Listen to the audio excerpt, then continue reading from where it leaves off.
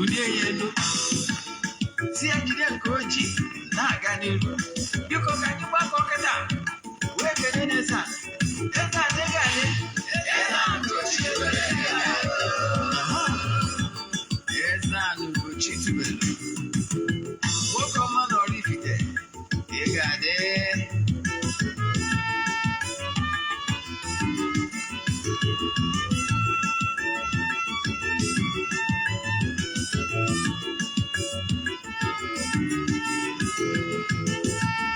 ọdịnala bụ eziokwu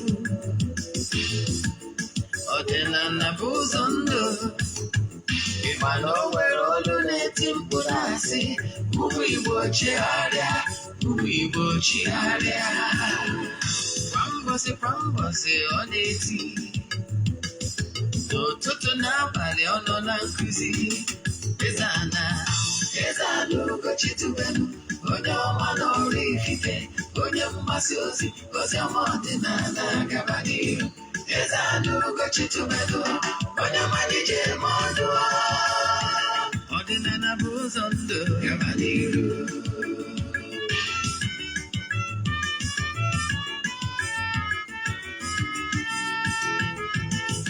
Eze-Ana Ugochi tubelu onye ọma na oraifite onye mgbasa ozi ọma ọdịnala gaba n'ihu Eze-Ana Ugochi tubelu onye malije ma ọdụ ọdịnala bụ ụzọ ndụ gaba n'ihu Eze-Ana ga-adị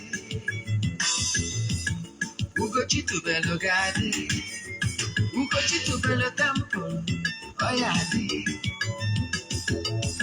maka na eziokwu anwa chacha ndị okenye ga-adị front and back ndị okenye adị front and back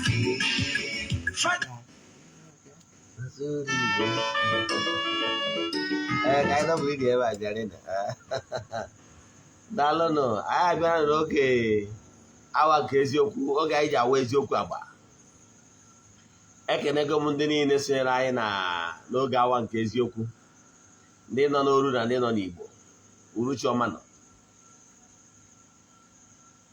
abụkwa m onye nke gị Ogbuefi EZE-ANA Ugochi tubelu na oraifite dị na Anambra steeti anyị na-agba afa miri emi lụkwazị ọrụ mmụọ dị iche iche abụkwazị m onye isi nchụaja na ọdịnala Restoration Prayer Ministry bụrụkwazị onye mgbasa ozi ọdịnala Igbo you can call me an ordinary evangelist answer adị sorry na anyị bịakwa late n'oge anyị kwesịrị because of some pressing issues but we are done with that. We'll do that now so we can proceed. Isiokwu anyị ji bịa n'ụbọchị taata bụ gịnị bụ akara ogheri ndị mmadụ na-anụ onye bụ wọd akara ogheri ụfọdụ ndị mmadụ ịgbachara ha afa ha jụọ gịnị bụ akara ogheri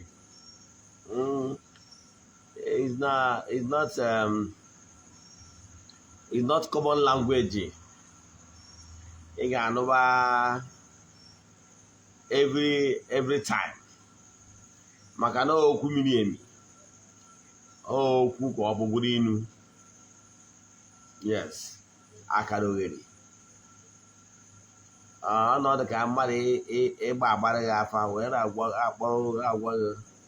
agwa maka agari ofu bụ ego na-agwakwazi gị maka ọkalete bụ akpụ and the rest of them bara uru use were ụmụ terminology agha confuse gị onye batara na anyị na-agba afa anyị na-use this most simplest language for you to understand maka na bara uru ịpịa anụ nwụrụ anwụ ife so nke a bụ isiokwu anyị ji bịa mana bifo anyị gaa n'iru echefuna na aja anyị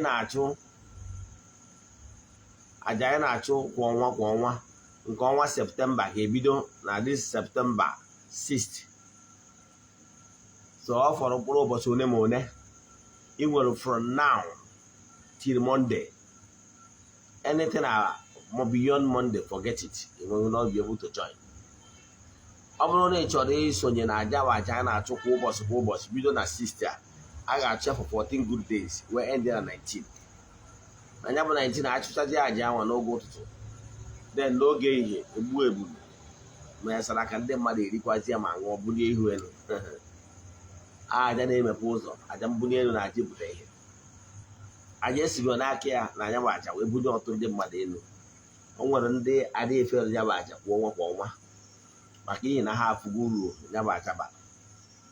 kebe eziokwu ikuzi n'ọta mgbe ọbụla a gbasara gị afọ, ị nwere ego ị ga-eji wee rụọ ọrụ so ebe na aja karịrị ọgwụ. anya batara na ndị ụka ọbịa, ndị ụka Rom wee ọrụ ezi na-agwa gị maka aja masị. yes, ha ga-agwa gị na aja masị a na-achụ maka ndị dị ndụ na ndị mere gịnị, ndị nwụrụ anwụ. ọ bụrụ na ịbụ onye na-eje ụka Rom ị ga-enweta ya. ịghọtara ya? onye jere ụka Rom ma onye na-eje ụka Rom ihe ama gbasara aja. so aja karịrị ọgwụ. so ị nwere ego ma ọ na enwere ego eji rụọ ọrụ n'ụzọ ịkụzi n'ọta, I can tell you na o nwere ndị ọnọdụ ha ka ọnọdụ bụ njọ, but today they are smiling. Simple reason is this: they never give up. You understand?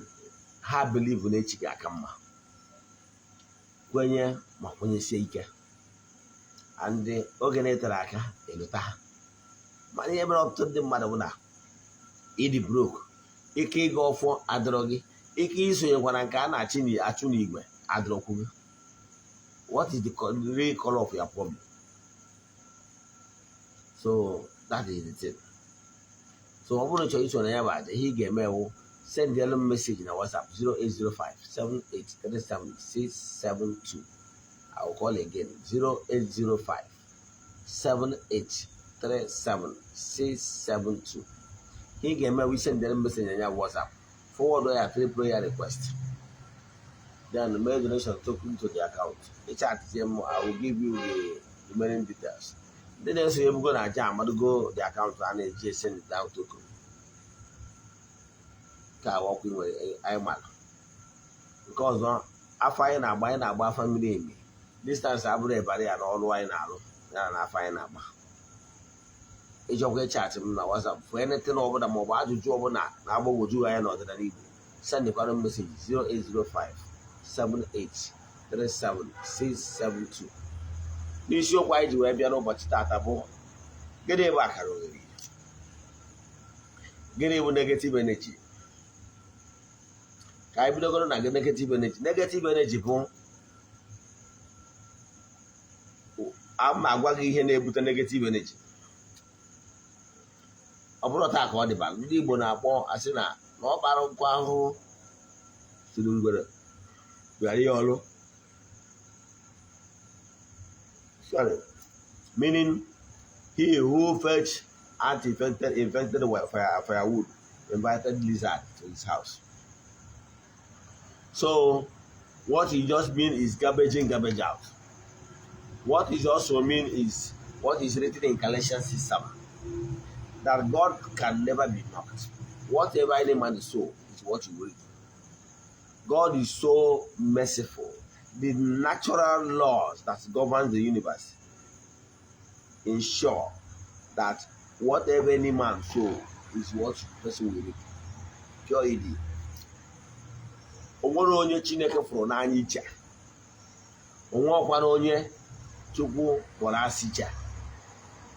But the truth of the matter is that onye gbuku uche ọlahụ n'ala. The truth remains that every human being ga-eji aka emebere onwe ya ọnọdụ ọ chọrọ ịnọ. Every human being entitled iji aka emebere onwe ya ọnọdụ ọ chọrọ ịnọ. So if you don't like what is happening to you right now, you can recreate it. You can recreate it by sowing necessary seed. Maka na mkpụrụ onye kụrụ ka ọ ga-aghọrọ. Nature have made this so. By simple example, you can never plant corn and the time of harvest beans. It's not possible. Yes, nature will always give you what you give to the nature. So if you don't like what is happening to you, try to one, keep your thoughts pure. Keep your volition pure. Words of your mouth, whatever comes out from your mouth.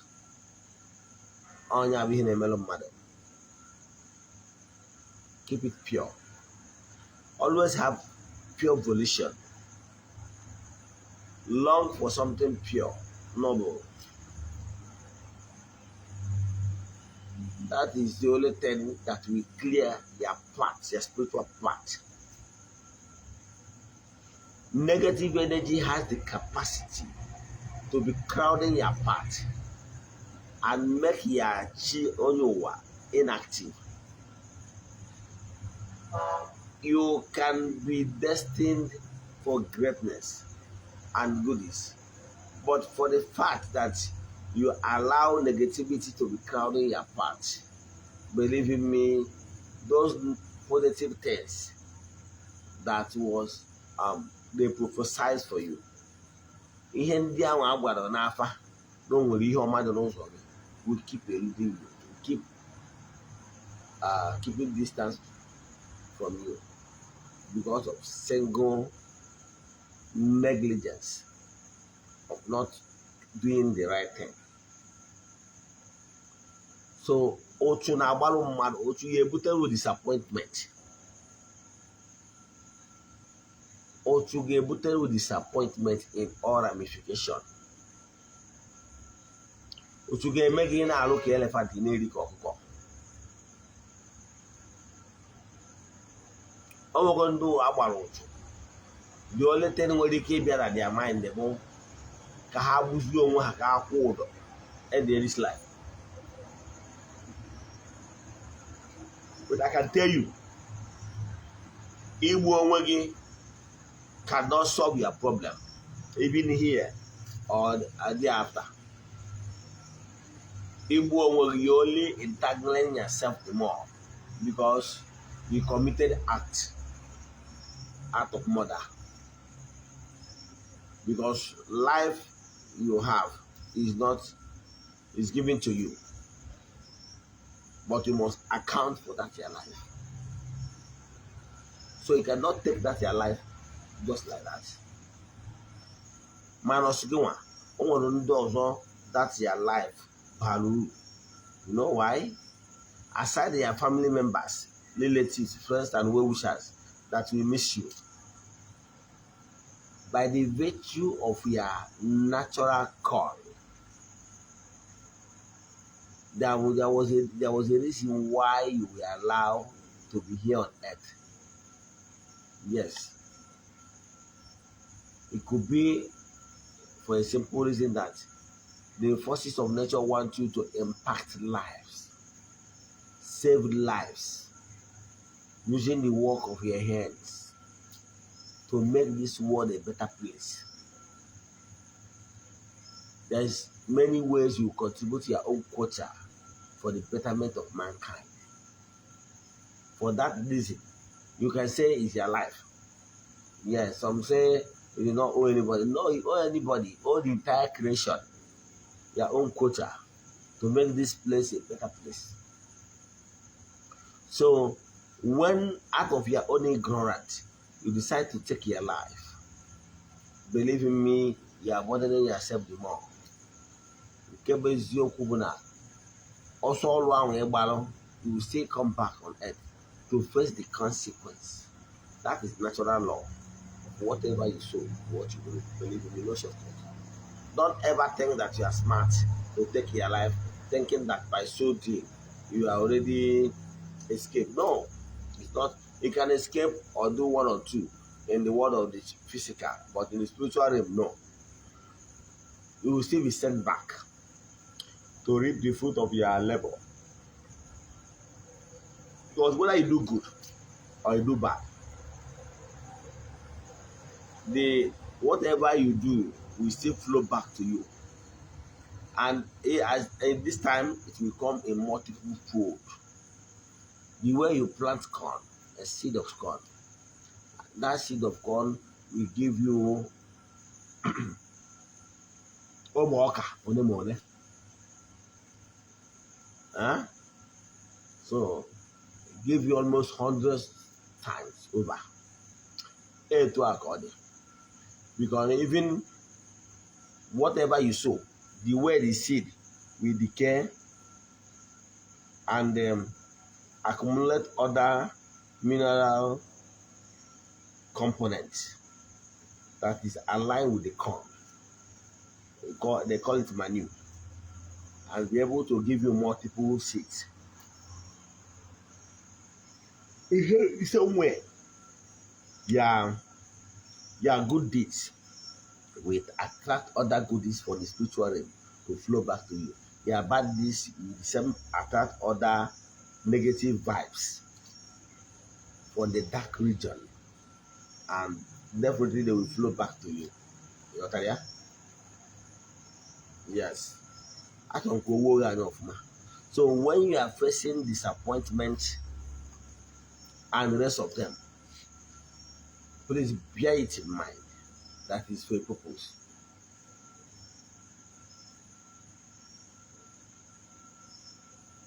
Bear it in mind is for a purpose.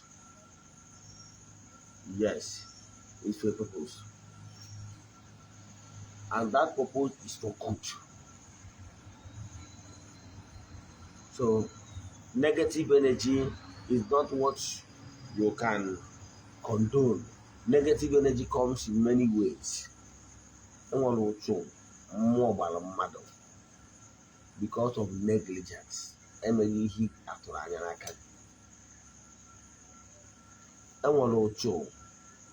Negative energy. Mmadụ gbara ibie. That is about casting spell upon another person. Nwekwa otu mmadụ gbara onwe by lifestyle. There is a certain lifestyle you will be keeping. Believe in me, you are digging your grave. You are living life that made it very possible for you to keep attracting those negative vibes and quantum. Therefore, you are digging your grave. Negative vibes. Note that whenever you are engaging yourself in any unclean act, the act that is immoral, those act that is forbidden, tradition-wise, or manner-wise, is negativity, is not in line with natural laws of your ancestors. Therefore, they will count it as error for you. So what am I saying? What I'm saying in essence is this. Note that you are not permitted to be living life anyhow.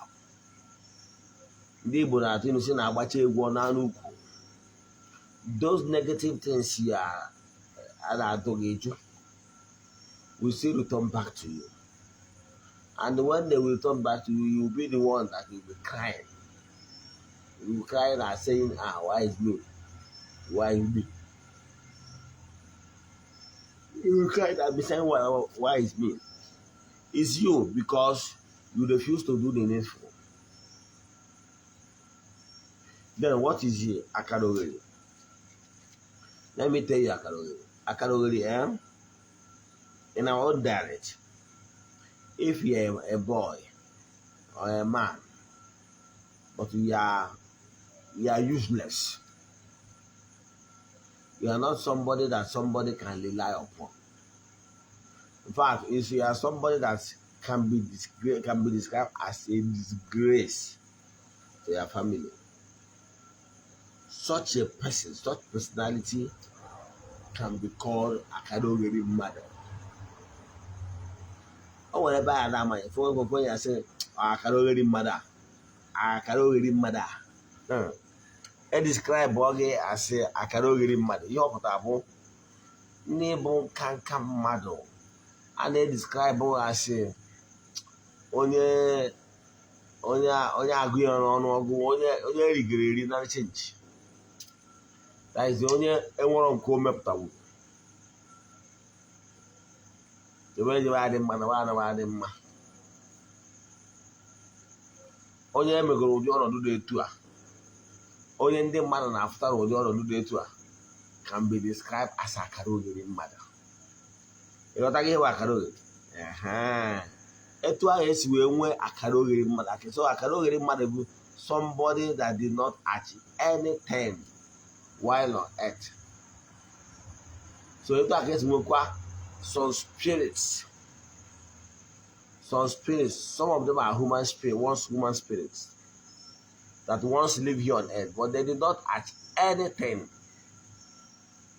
Therefore, they are going to the great beyond without achieving anything meaningful.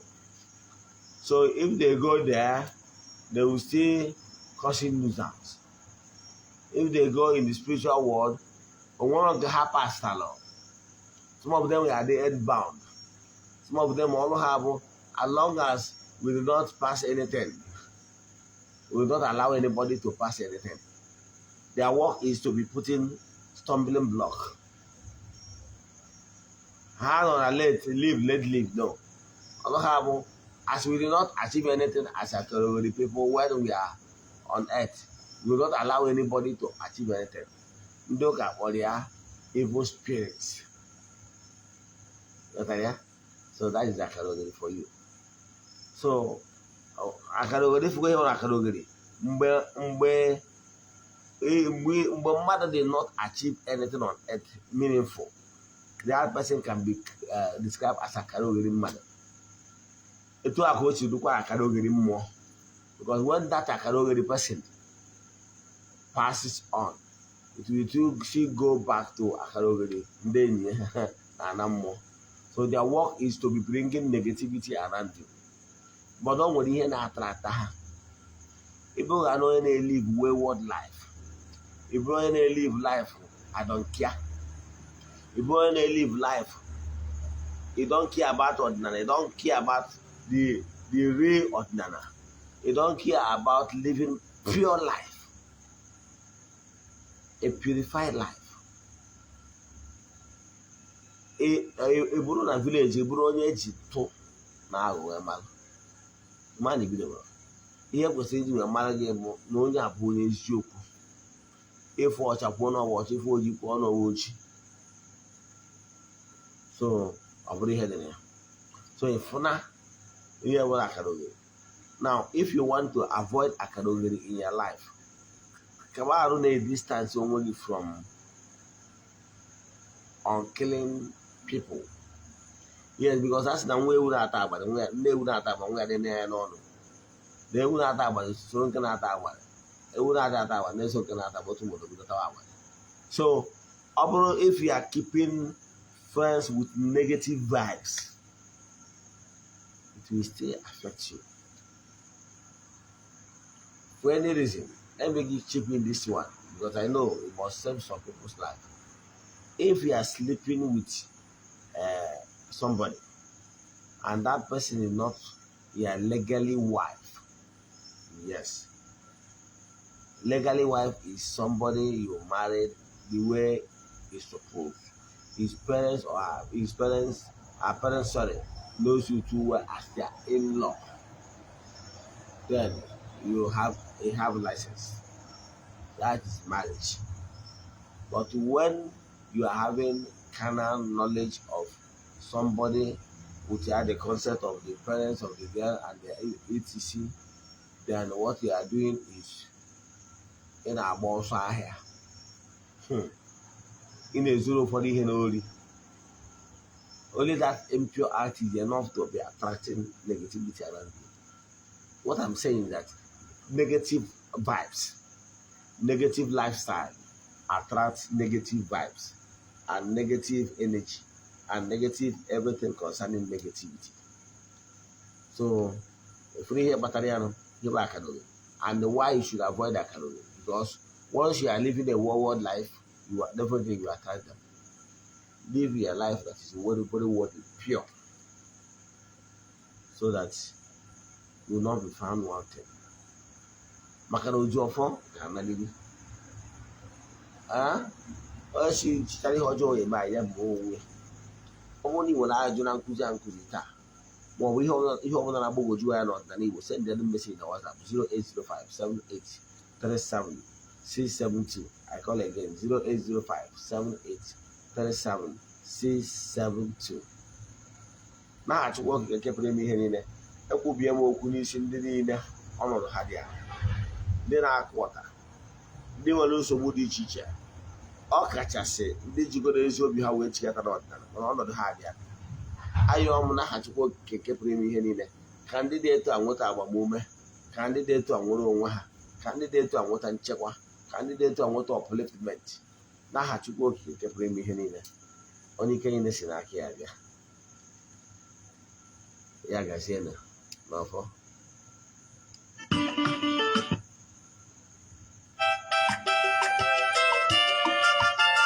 Egwu anyị eri wee chịkọta na oge awa nke eziokwu kwuru chikwa.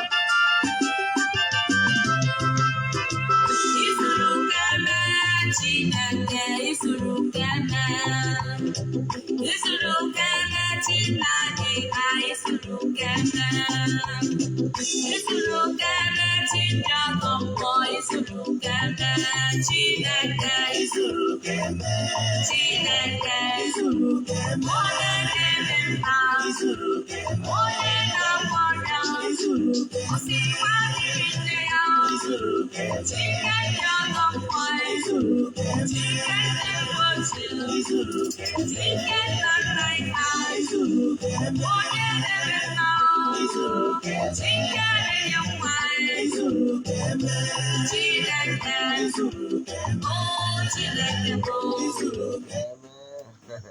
Bye bye, catch you good. I guess you know.